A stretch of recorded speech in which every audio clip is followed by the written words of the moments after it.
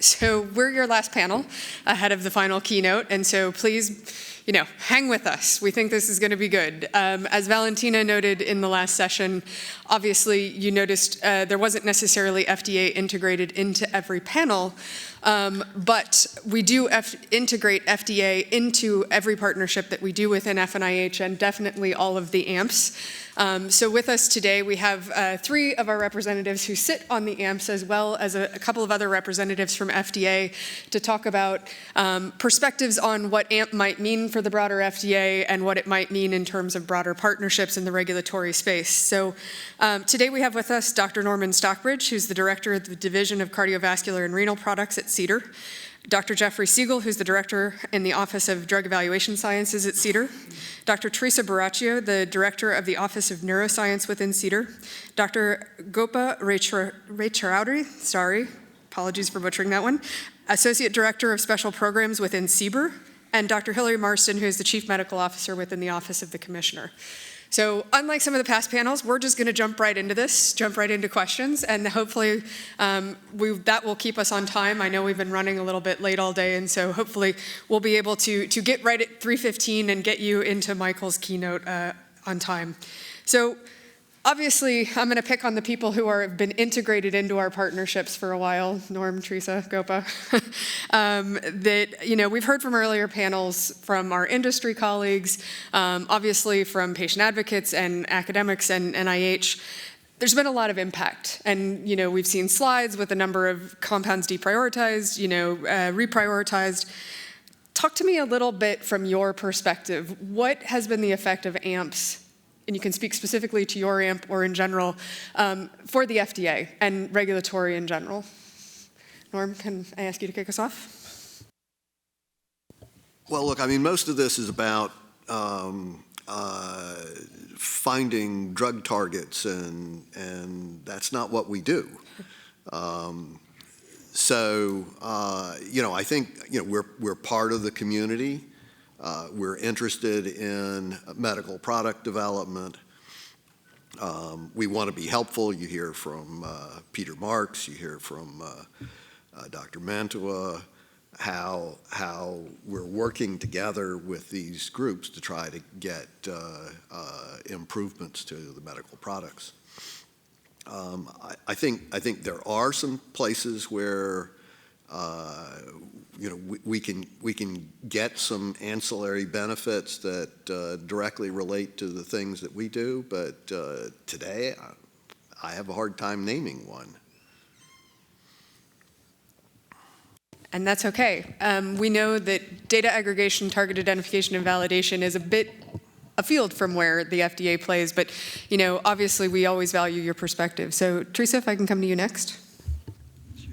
So within the Office of Neuroscience, we have engagement with a number of the AMPs that have been represented at this meeting, from Alzheimer's disease, Parkinson's disease, to schizophrenia, and then we've also been actively engaged in standing up a hopefully forthcoming AMP for ALS soon. So we have a lot of activity and a lot of engagement in this space.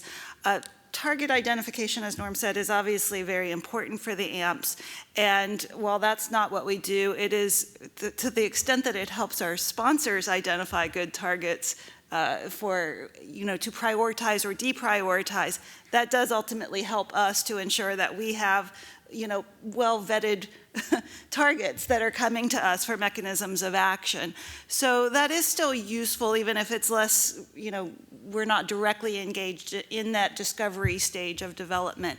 But aside from that, we do also see other efforts that are coming out of AMP for identifying biomarkers, that can be used in clinical trials for, prognostic, stratification, monitoring, maybe even a surrogate endpoint. What we also see is with these, I think in AD and PD both talked about doing, molecular profiling or metabolic phenotypes. Those, I think may make their way into clinical trials eventually. It's a little hard for them to make it into clinical trials right now because they're still fairly exploratory. But I do think that there will come a time when we will be able to use those to help identify patients who are most likely to demonstrate a change during a clinical trial or after approval, where you're identifying patients that you can really personalize treatments for the specific patients that you're engaging with. So I think I'll stop there. Thank you. Gopa, I know you've got a different perspective because obviously AMP-BGT has a slightly different structure. Do you want to talk a little bit about that? Yeah, no, and thanks very much. Firstly, thanks to the organizers for the opportunity to participate here. We've been very actively engaged in the AMP-BGTC, which has been up and running for a little over two years now. So I'll just share maybe a little bit more general perspective of the impact of AMP on our work. I think one of the most powerful things about the AMP programs is its convening power. If you saw in PJ Brooks's presentation, the representation and the membership of the BGTC, it's really incredibly impressive. It's really the who's who of all the major players, both industry as well as nonprofits and NIH in the gene therapy field. So one of the huge advantages I find is that, and the people speak very freely and very openly about their experience, which I think is fantastic. So one of the advantages for us is, we can hear from the major stakeholders what it is that FDA is doing that is adding value, that is helping them. But we're also hearing what are the challenges that they continue to face. And when we hear the same thing coming from many of the stakeholders, it really helps us to focus what we should be working on, to address, to help the field move forward. So that's really been one huge advantage, I feel, of our engagement in the BGTC. It's really given us insights into what should we be prioritizing to focus on that will help the field move forward. Certain things have definitely floated to the top, and we've taken note of that. The other thing is that, FDA is a science-based organization. We make regulatory decisions based on science and data. And in a field such as gene therapy that is just advancing at breakneck speed, it's really hard to keep up.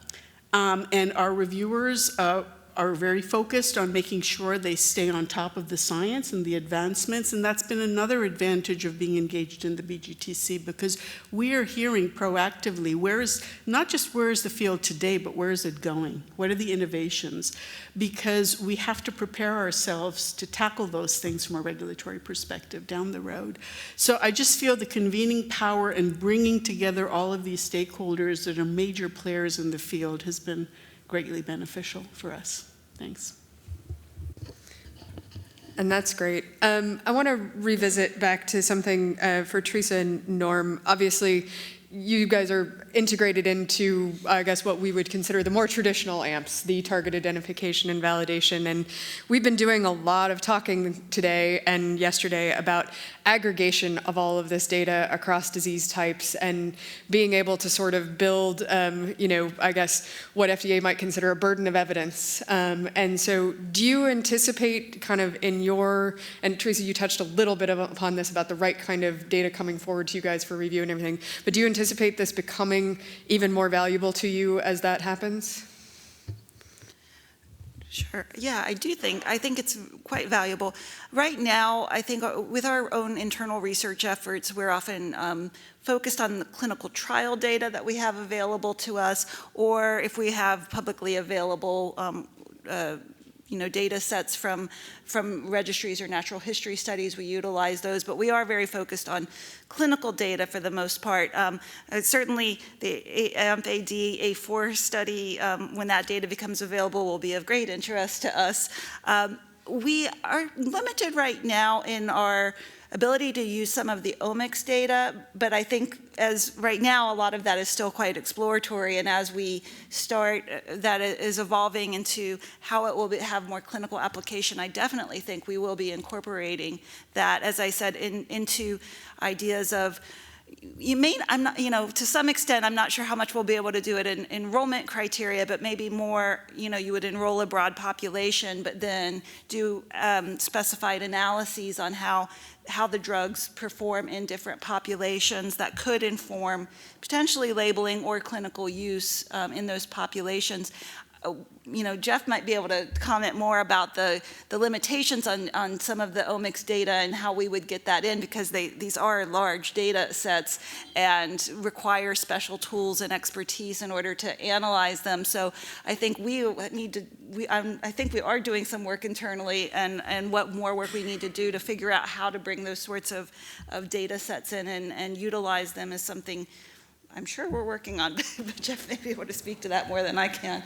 I was going to say, don't worry, Jeff's getting picked on next. So Sorry, Norm, if you want to weigh in, and then I'm going to Jeff next. Yeah, well, other than qualifying novel biomarkers, I think there are a number of things that we can do. One of them is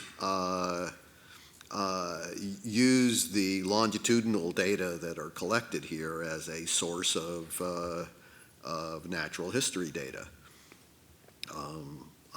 Sometimes important to have, even if it's an alternative to whatever the sponsor had originally picked.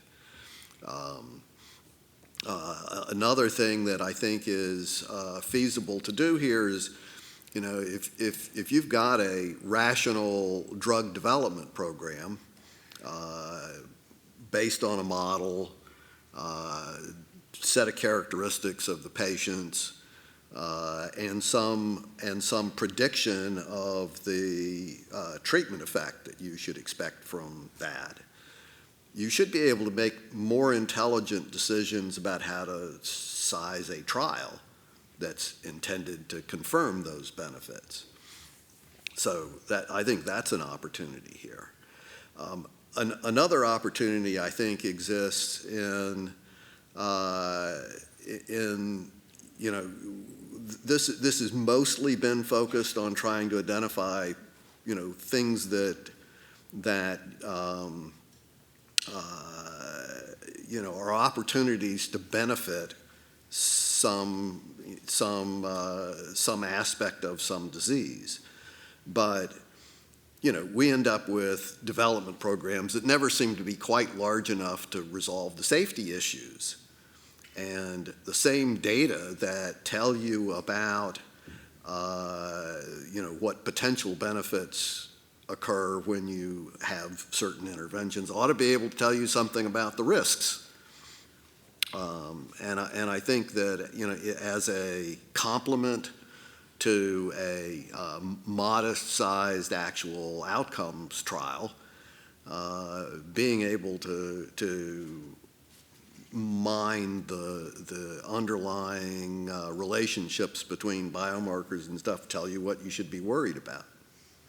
I think those are all potential benefits of these data that don't relate specifically to picking a target and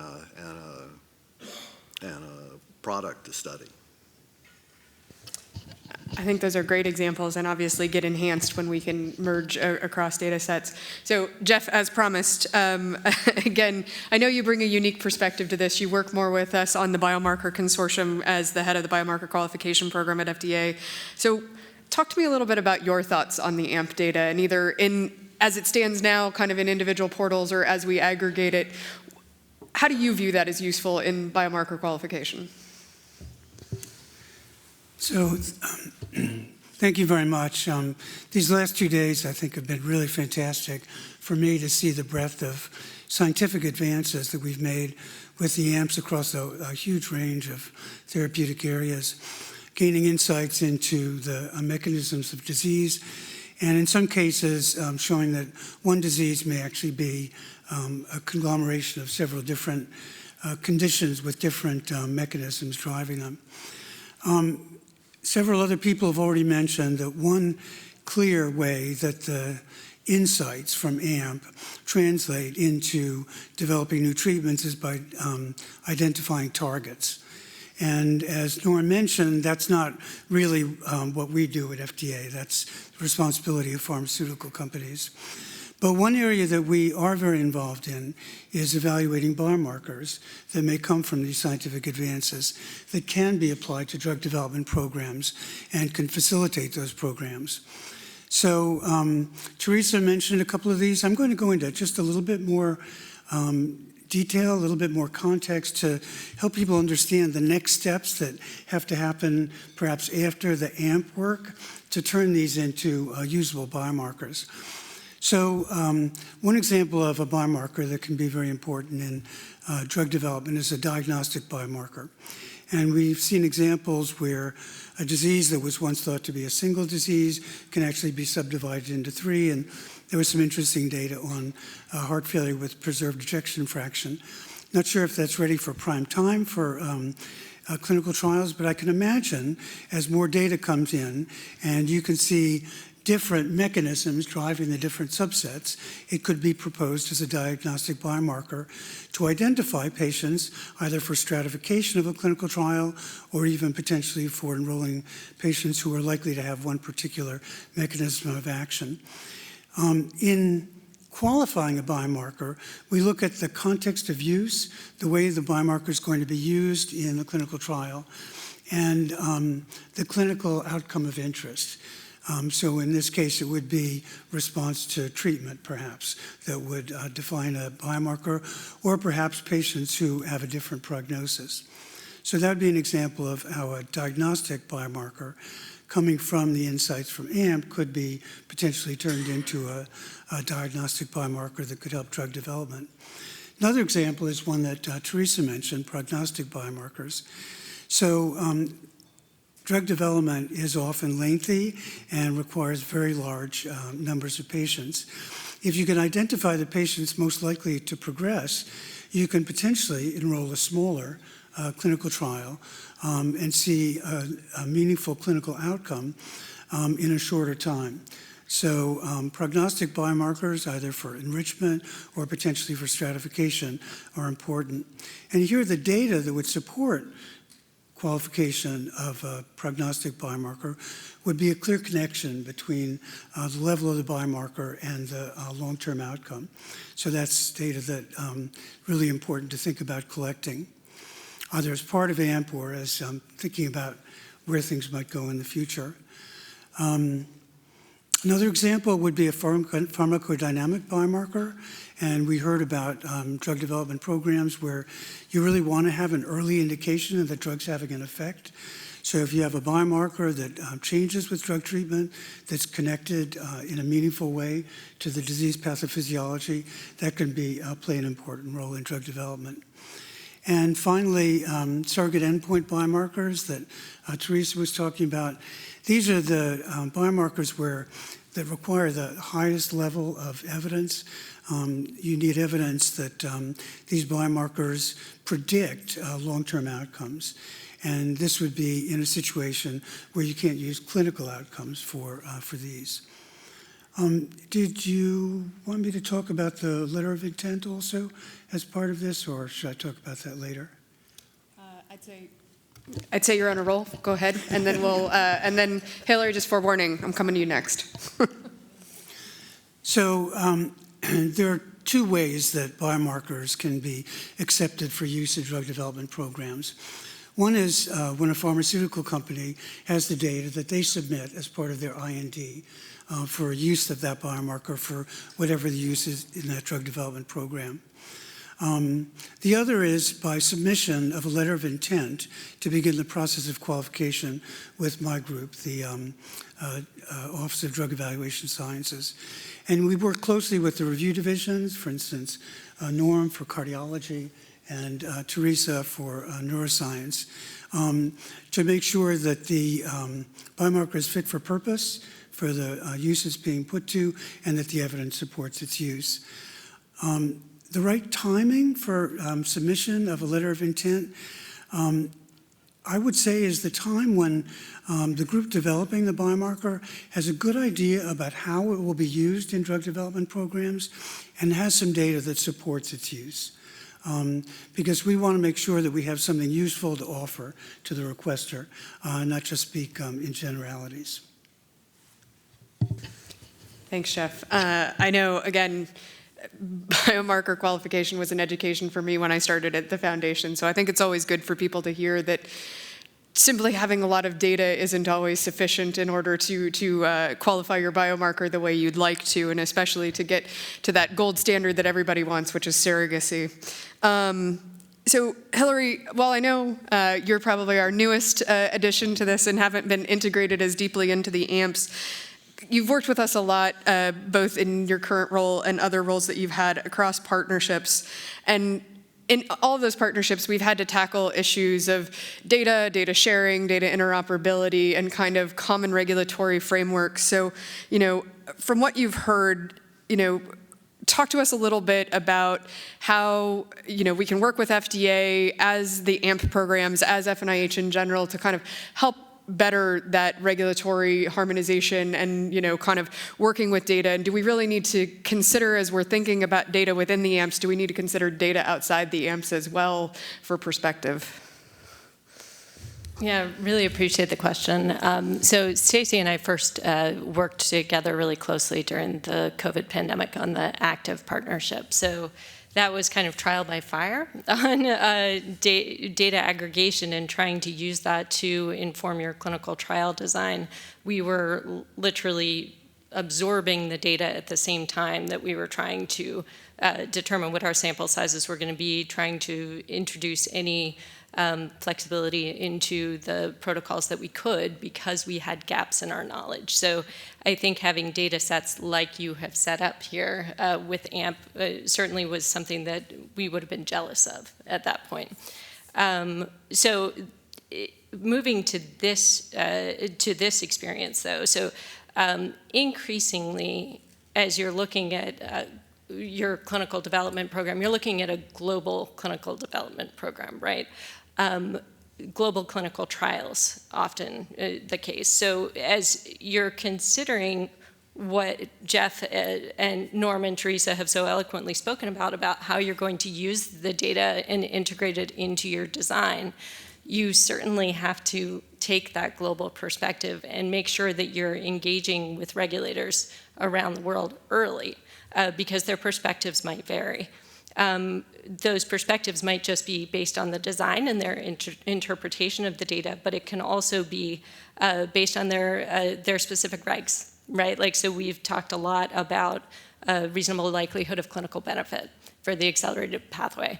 That's very FDA specific, right? If you take that to the EMA, they might have, their mileage will vary. So engaging first, engaging early is an important issue here.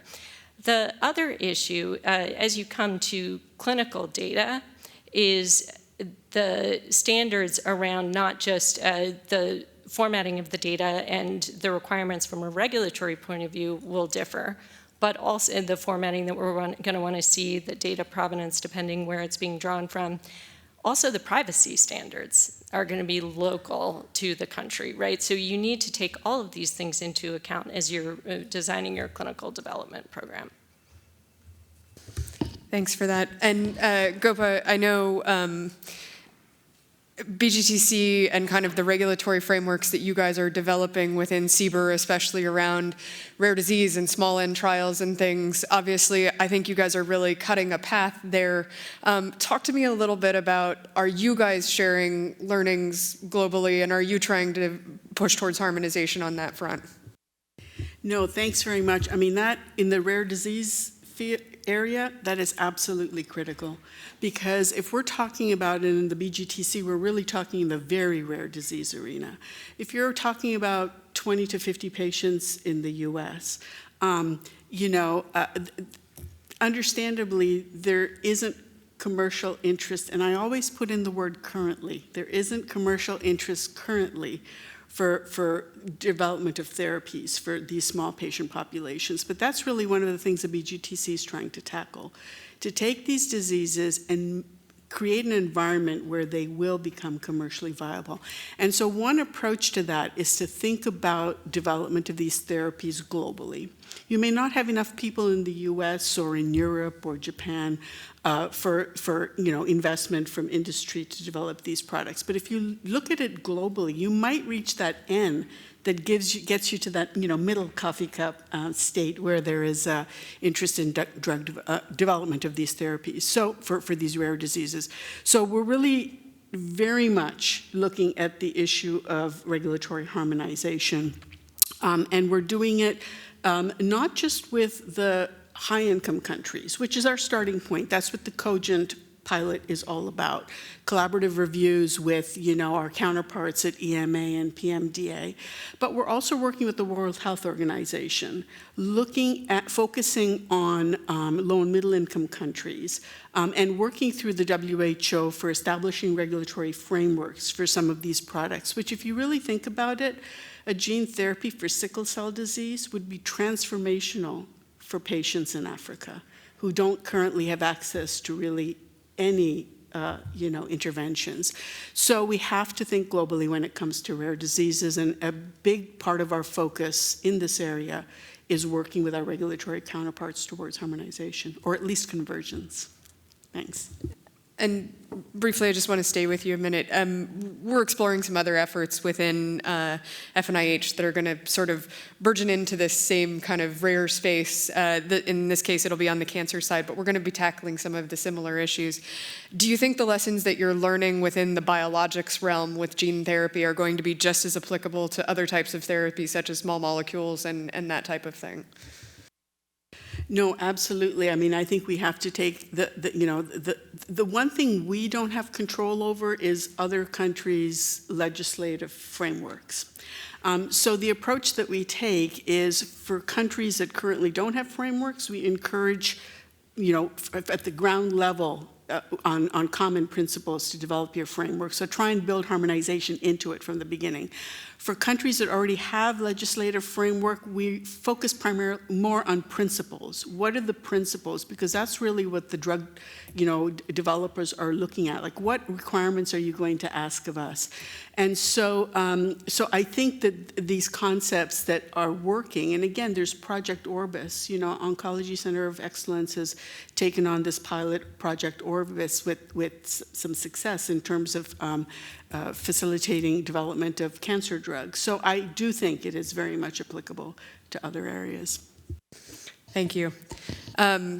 So I'm going to kind of maybe toss out a little bit of a softball question to everybody sitting here at the table. As you've heard, we're working across a number of different disease areas. We currently are tallying 10. That's if you include rare disease as kind of aggregate and not all of the individual diseases that we're looking at. From each of your perspectives, I guess, from a regulatory perspective or from a scientific perspective, you're all scientists, where do you think AMP should be headed next? And you don't have to pick a disease area. You could pick clinical trials. You could pick data aggregation, whatever you want to pick. I'm just curious, what do you think would be the most valuable from your perspectives for the next direction for AMP? And Hillary, I'm going to pick on you. I'm going to start on the other end of the table this time. Gosh, that's so hard. So, look, I'm the chief medical officer, so I've got purview over all the things. So it's like picking your favorite child, which in my case is easy, but in a lot of cases is hard. I'm joking, obviously. Sorry. Someday one of my daughters is going to see me say something like that, and then I'm going to get in a lot of trouble. So in any case, you could pick any number of areas. One thing that I do like, though, is, I was brainstorming with some folks before this panel, and most of the things that people were coming up with were things that you're already doing, which I appreciate. I had the pleasure of sitting through some of the schizophrenia section, and I think mental health is an area where we're obviously in crisis in the United States, and we have not seen as much innovation as I think any of us would like to see. So if I had to choose one area where I would want to see AMP move next, it would be additional areas in the mental health space. Thanks. Gopa?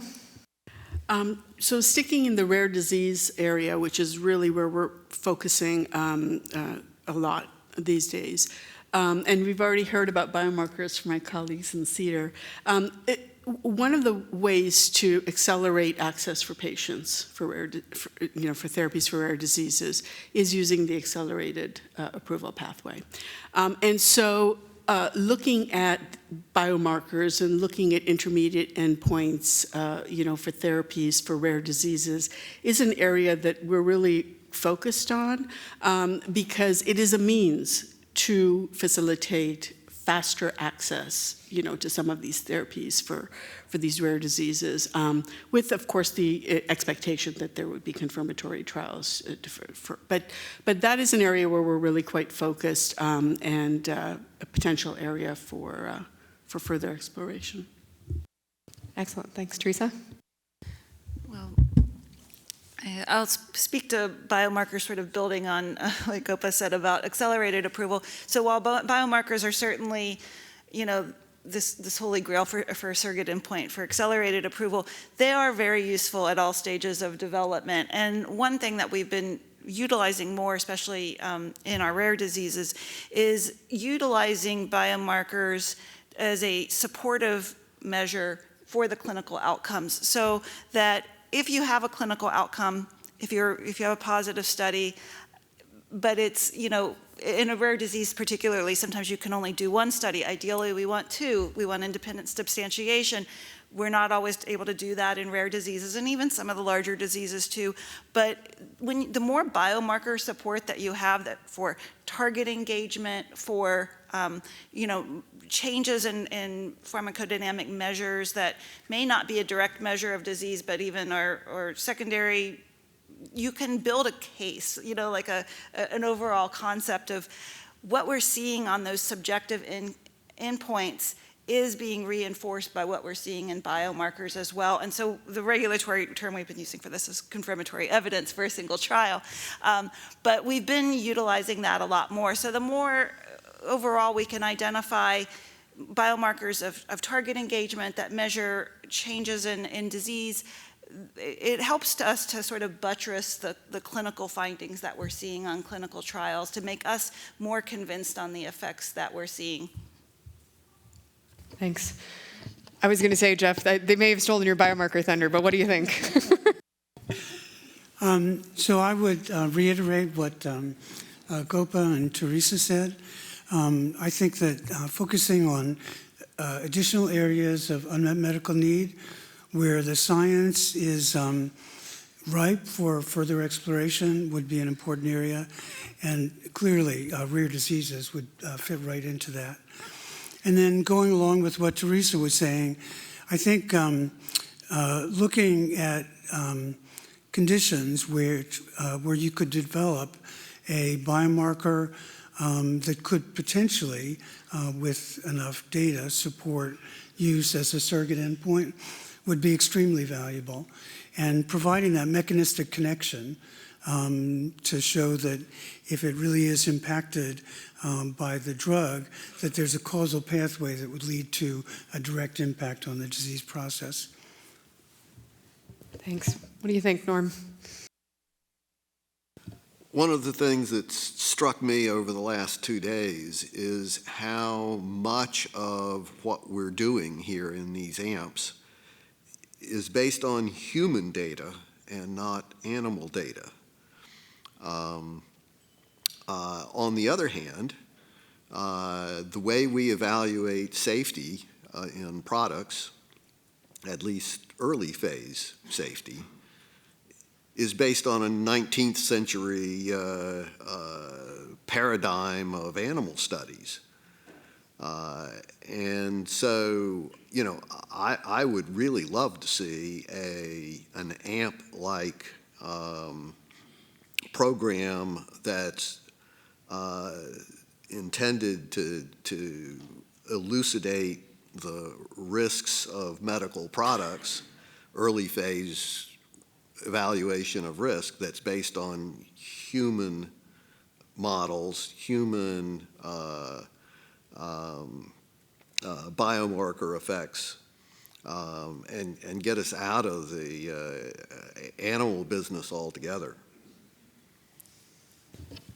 I was going to say, You're getting claps around the audience for that one, and very timely because there have been conversations afoot between FNIH and our colleagues at NIH about trajectories that are very similar to that. So we'll come back to you, Norm. We'll come and talk to you. So we have just a few minutes left, and I'm not going to put anybody on the spot necessarily, but wanted to open it up. If there was one thing that I haven't asked you as regulators that you think would be important for this audience to hear, what do you think that would be? And there is zero pressure to answer this, but if you have a thought, I would love to hear it. There's an increasing conversation across the US government and elsewhere about the post-marketing evidence generation systems that we have and how we need to bolster those. The FDA standards, safe and effective, is a time point, an important time point, and we stand by it. That being said, there's a lot that we don't know about drugs once they're approved, right? We don't know how they're going to perform in the setting of XYZ other conditions, comorbidities. We don't know necessarily how they're going to perform in specific patient populations that were perhaps not well represented in the trials. So thinking about some of the clinical biomarker work that you guys are doing and how it can be useful in that post-marketing setting, whether it is comparative effectiveness, whether it is looking at medications in new settings, I think that you can expand the purview of where AMP has been going. Go for it, Gopa. Yeah, no, I think if I was to say one thing, it would be that, we're all on the same team. I mean, we are all working together towards the same goal. And from the BGTC perspective, for example, there's a lot of discussion on how do you streamline the product development and get to a minimum package of requirements for critical quality attributes for CMC or for toxicology testing. And these are really important conversations to have. And then have that dialogue, with FDA. It's not that it always has to be the way it's always been. If there's a rationale for changing things, if there's justification for doing something in a different way, we're always open to hearing that. And so I think that would be the one message, that it's a partnership. It's not, we're all working towards the same goal. And not to usurp anybody, but I actually think that's a really good note to end on. And just a reminder, Peter Marks, who was originally supposed to join this panel but had to leave us for another meeting, he always reminds me, engage early, engage often. Please do not think of FDA as the enemy. They are your friends. Talk to them. To Gopa's point, we saw wonders happen in COVID working alongside our FDA colleagues when we were doing trials with them. They are open, they are inventive, and so please, I'll just echo Gopa's call. Please engage with FDA early and often. So I want to thank the panelists very, very much. Thank you guys for giving us your time. And I hate to break it to everybody, I know you're going to clap for this.